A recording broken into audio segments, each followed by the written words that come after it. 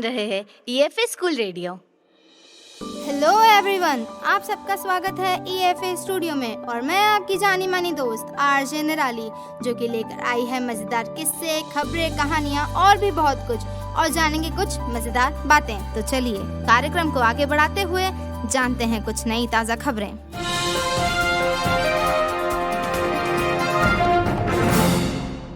मैं रुचि मालाकार ईएफए शासकीय कन्या उच्चतर माध्यमिक विद्यालय सूरजकुंड खंडवा से आज मैं विद्यालय रेडियो स्टेशन के अंतर्गत इस माह के स्कूल के प्रमुख समाचार आप सभी के सामने प्रस्तुत करने जा रही हूँ। उम्मीद है आपको पसंद आएंगे। इस माह 2 अक्टूबर गांधी जयंती एवं स्वच्छ भारत दिवस विद्यालय में आयोजित किया गया। इस अवसर पर संस्था प्राचार्य डॉक्टर संजय निम्भोरकर सर ने समस्त शाला परिवार को स्वच्छता संबंधित शपथ दिलवाई। इस अवसर पर महात्मा गांधी जी के चित्र पर श्रद्धा सुमन अर्पित किए गए। इसी दिन भारत के पूर्व प्रधानमंत्री श्री लाल बहादुर शास्त्री जी की भी जयंती होती है। उनके कार्यों एवं भारत के लिए उनके अमूल्य योगदानों पर भी मार्गदर्शन किया गया। शपथ ग्रहण के उपरांत विद्यालय के सभी शिक्षक शिक्षिकाओं के द्वारा विद्यालय में साफ सफाई का कार्य किया गया। इस माह में त्रैमासिक परीक्षाओं का भी आयोजन किया गया। परीक्षाओं का संचालन बड़ा ही सुव्यवस्थित एवं शांतिपूर्वक हुआ। जिला स्तरीय कालिदास समारोह में श्लोक गायन कनिष्ठ वर्ग में नंदनी डानल एवं वरिष्ठ वर्ग में दिशा मीणा ने विद्यालय की ओर से सहभागिता की एवं दोनों ही छात्राओं ने जिला स्तर पर प्रथम पुरस्कार प्राप्त किए। धन्यवाद। तो आज की खबर जानकर सब तरोताजा हो गए होंगे। तो आगे बढ़ते हुए, हर दिन नई कहानी, हर दिन नई शुरुआत, इसी के साथ लेकर आते हैं चटपटी कहानियाँ।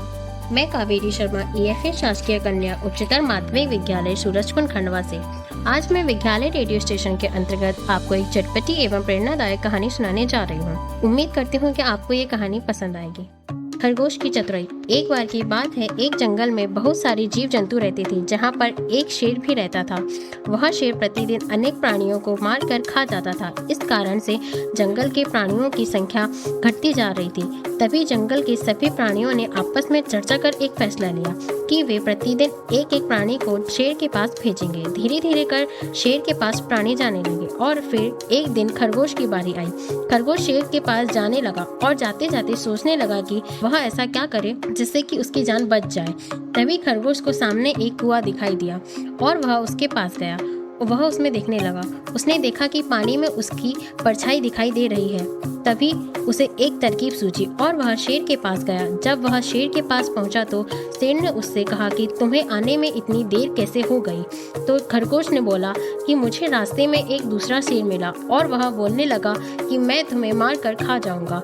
तभी मैंने उससे कहा कि मैं किसी और का शिकार हूँ और मैं ऐसा कहकर वहाँ से अपनी जान बचाकर आपके पास आ गया। तभी शेर उससे कहता है कि मुझे उस शेर के पास ले चलो और वे दोनों उस जगह पर जाते हैं जहाँ पर वह कुआं था। शेर बोलने लगा कि कहाँ है वह शेर। तो खरगोश बोला कि वह शेर इस कुएं के अंदर है। जैसे ही शेर ने उस कुएं के अंदर देखा तो उसे अपनी ही परछाई दिखाई दी और उसे लगा कि कुएं के अंदर दूसरा शेर है। वह उसे मारने के लिए कुएं में कूद गया, जिससे कि शेर मर गया। और इस तरह खरगोश ने अपनी चतुराई से अपनी और जंगल के सभी प्राणियों की जान बचाई। धन्यवाद। Wow, what an amazing story. I hope आप सभी को पसंद आया होगा because I too love it. घूमो घूमो घूमो, इस प्यारे से मौसम में घूमने का मजा ही कुछ और है। तो चलिए दोस्तों, चलते हैं एक बढ़िया सी सैर पर। मैं प्रेरणा वर्मा ईएफए शासकीय कन्या उच्चतर माध्यमिक विद्यालय सूरजकुंड खंडवा से आज मैं आपको सैर सपाटा के अंतर्गत हनुमंतिया के बारे में कुछ रोचक तथ्य बताना चाहती हूँ। मैं पिछले वर्ष जल महोत्सव के इस पर्व पर हनुमंतिया गई। वहाँ का वातावरण इतना शीतल एवं बहुत मनमोहक वातावरण वाला स्थल है। हनुमंतिया को मध्य प्रदेश का मिनी गोवा कहा जाता है। इस स्थल पर बहुत दूर दूर से पर्यटक घूमने आते हैं। वहाँ पर चारों ओर नर्मदा नदी का पानी रुका हुआ है। वहाँ पर जहाँ तक हमारी नजर जाती है वहाँ तक पानी ही पानी दिखाई देता है। वहाँ पर मनोरंजन के लिए बोट एवं पैराग्लाइड आदि जैसी रोचक चीजें दिखाई देती है। वहाँ पर साल के प्रारंभ पर जल महोत्सव का कार्यक्रम आयोजित किया जाता है। वहाँ पर मेले वगैरह भी लगाए जाते हैं। धन्यवाद। Hello guys, what an amazing journey it was. India जो टैलेंट से भरी हुई है, डांस, गाने, मिमिक्री आदि करने वाले विभिन्न लोग हमें मिल जाएंगे। तो चलिए आगे बढ़ते हुए सुनते हैं अपना अगला सेगमेंट, अंदाज अपना अपना। नमस्कार, मैं दिशा मीणा EFA शासकीय कन्या उच्चतर माध्यमिक विद्यालय सूरजकुंड खंडवा से हूँ। आज मैं विद्यालय रेडियो स्टेशन के अंतर्गत अंदाज अपना अपना विषय के अंतर्गत संस्कृत के कुछ श्लोक सुनाना चाहती हूँ। वागर्था संप्रक्तौ वागर्थ प्रतिपत्तये जगतः पितरो वन्दे पार्वती परमेश्वरो।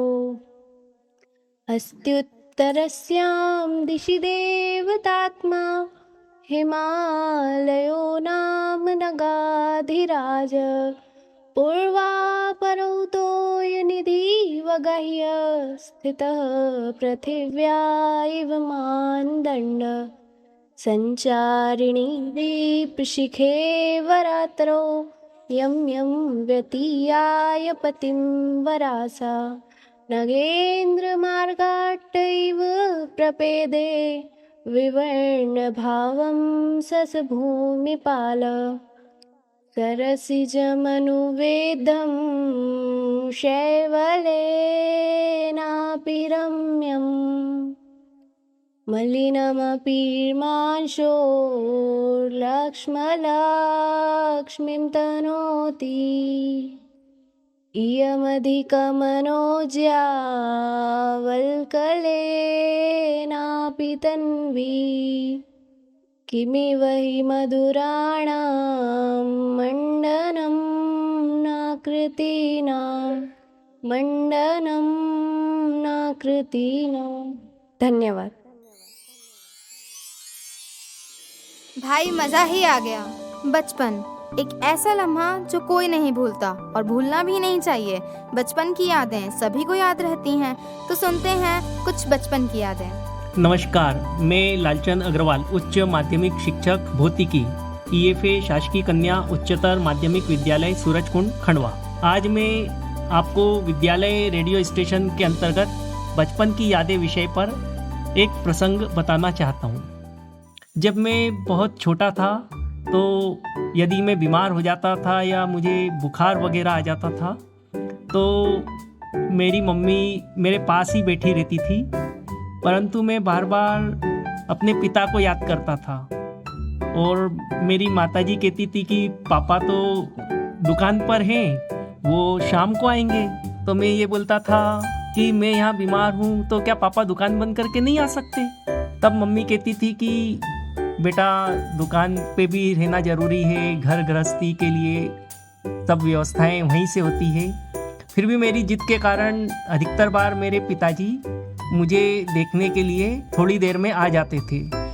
आज जब मैं उस प्रसंग को याद करता हूँ तो सोचता हूँ कि हमारे बचपन में हमारे माता पिता हमारी कितनी सेवा करते हैं, दिन रात अपने सुख दुख को भूलकर केवल बच्चों के सुख दुख के लिए चिंता करते रहते हैं। बच्चों की खुशी के लिए ही उनका जीवन रहता है, परंतु वृद्धावस्था आने पर क्या माता पिता के प्रति संतानें वो सब भाव रख पाती है? धन्यवाद। क्या बात है, मुझे मेरे बचपन के दिन याद आ गए। मुझे लगता है आपको भी याद आए होंगे। सपने, हर बच्चा अपने सपने खुद बुनता है और सवाल भी कई आते हैं, तो जानते हैं कुछ सपने और सवाल। नमस्कार, मैं अंजलि धनवारे EFA शासकीय कन्या उच्चतर माध्यमिक विद्यालय सूरजकुंड खंडवा से। आज मैं विद्यालय रेडियो स्टेशन के अंतर्गत सपने और सवाल के विषय में कॉमर्स स्ट्रीम से क्या क्या करियर ऑप्शन हो सकते हैं इसके बारे में कुछ जानकारी देना चाहूँगी। कॉमर्स स्ट्रीम में सबसे पहला करियर ऑप्शन आता है CA चार्टेड अकाउंटर का। कॉमर्स की पढ़ाई करने के बाद हम CA बन सकते हैं। CA बनने के लिए CA फाउंडेशन में रजिस्टर करवाना अनिवार्य होता है। CA फाउंडेशन में आपको 4 सब्जेक्ट पढ़ने होते हैं। यह परीक्षा पास करने के बाद आप CA इंटरमीडिएट के लिए रजिस्ट्रेशन करवा सकते हैं। दूसरा करियर ऑप्शन आता है इसमें कंपनी सेक्रेटरी का। कंपनी सेक्रेटरी बनने के लिए सबसे पहले इंस्टीट्यूट ऑफ कंपनी सेक्रेटरी में आवेदन करना होता है। यह कोर्स केवल 8 माह का होता है। कॉमर्स 12th के बाद कॉमर्स लेने से हम बैंकिंग के क्षेत्र में भी जा सकते हैं। आप बैंक मैनेजर भी बन सकते हैं, जिसमें बैंकिंग की तैयारी करने के लिए कई सारे करियर ऑप्शन उपलब्ध होते हैं। आशा करती हूँ कि आपको जानकारी पसंद आई होगी। धन्यवाद। भाई, मेरा सपना तो आरजे बनने का था and yes I am here. इसी तरह आपके भी कुछ सपने होंगे।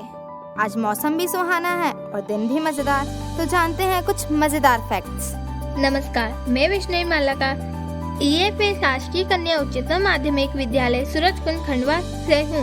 मैं आपसे विद्यालय रेडियो स्टेशन के अंतर्गत चलो जाने के अंतर्गत नेत्र विषय से कुछ चर्चा करूँगी। हमारे शरीर की 5 ज्ञान इंद्रियों में शामिल एक महत्वपूर्ण हिस्सा है नेत्र। इस सुंदर प्रकृति से भरे हुए संसार को देखने के लिए व समझने के लिए हमें हमारे नेत्रों की उपयोगी होती है। नेत्रों के बिना किसी भी जीव को कोई भी बात समझने के लिए कई दिक्कतें होती है। जैसे वह कभी भी रंगों से परिचित नहीं होगा अगर उसके पास नेत्र नहीं होंगे। उसे किसी भी आकृति, किसी को भी समझने व देखने के लिए हमारे नेत्रों की आवश्यकता होती है। नेत्रों में किसी प्रकार के दोष भी होते हैं, निकट दृष्टि दोष, दूर दृष्टि दोष व जरा दूरदर्शिता। हम बात करेंगे निकट दृष्टि दोष की। इसके नाम से विपरीत इसका दोष है। इस दोष में व्यक्ति को निकट रखी वस्तुएं तो स्पष्ट दिखाई पड़ती है, परंतु दूर रखी वस्तुओं को देखने के लिए मुश्किल हो सकती है। इसके उपाय के लिए व्यक्ति के नेत्रों की आवश्यकता अनुसार अवतल लेंस के चश्मे का प्रयोग किया जाता है। धन्यवाद। मैं आशा करती हूँ आपको मेरी बात अच्छी लगी होगी। धन्यवाद। कैसा लगा आपको अपनी दुनिया के बारे में कुछ नया जानकर? It's amazing. तो चलिए आगे बढ़ते हुए हम सुनते हैं एक अच्छी सी कविता। नमस्ते, मैं नर्मदा साठे ईएफए शासकीय कन्या उच्चतर माध्यमिक विद्यालय सूरजकुंड खंडवा से आज मैं विद्यालय रेडियो स्टेशन के अंतर्गत कविता सुनाऊंगी। उम्मीद करती हूँ कि आपको पसंद आए।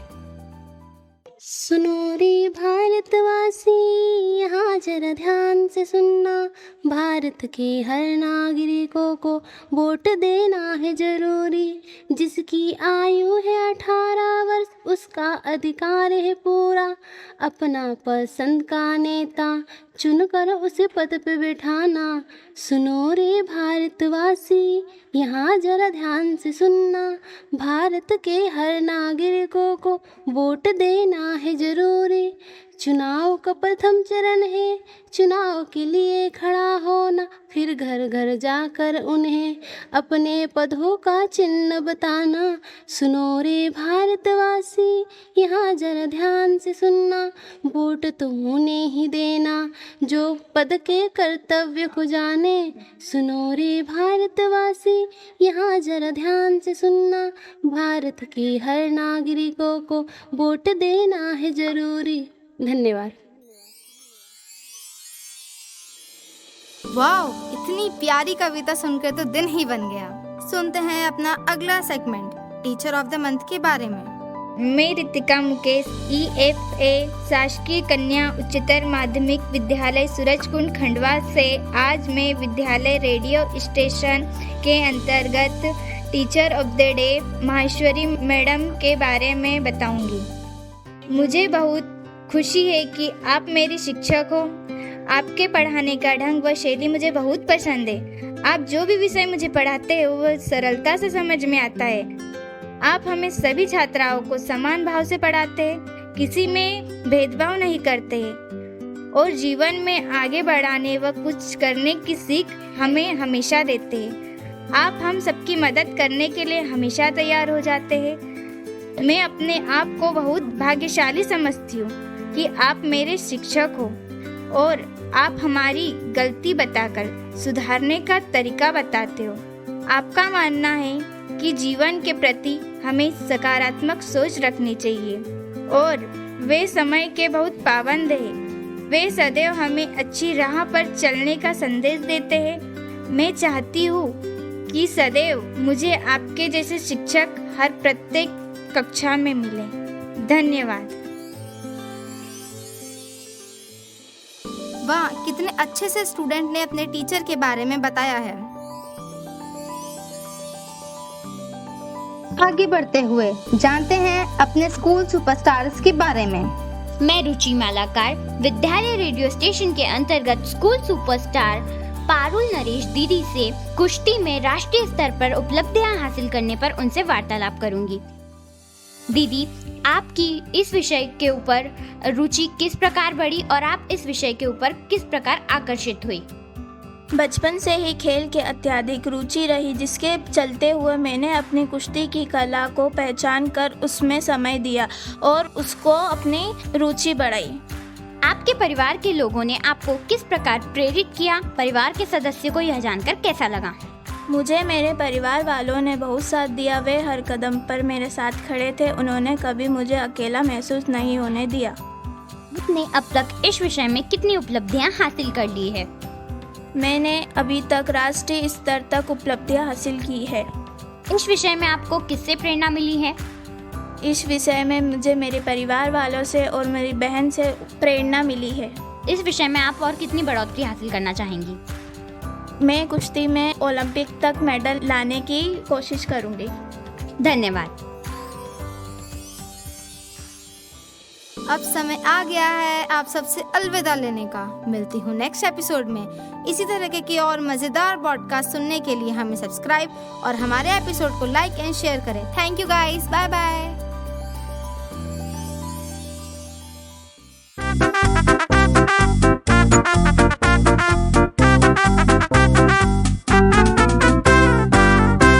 आप सुन रहे थे EFA स्कूल रेडियो।